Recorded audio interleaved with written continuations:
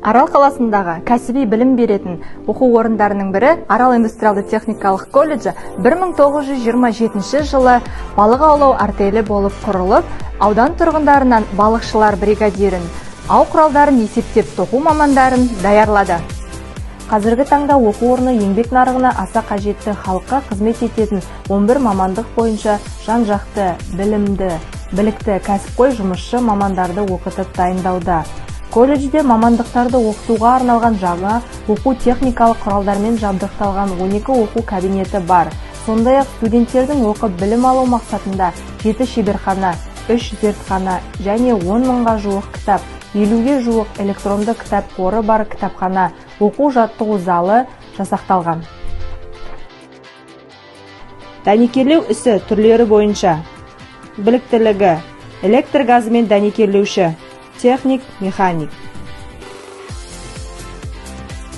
Балық өндірісі, біліктілігі, балық және теңіз өнімдерін өңдеуші, техник, технолог.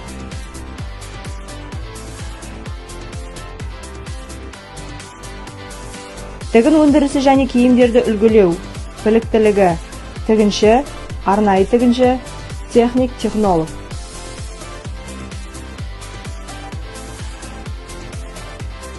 Токарлық іс түрлері бойынша: біліктілігі, токар, фрезерлеуші. Электромеханикалық жабдықтарға техникалық қызмет көрсету, жөндеу және пайдалану түрлері және салалары бойынша: біліктілігі, техник, электромеханик.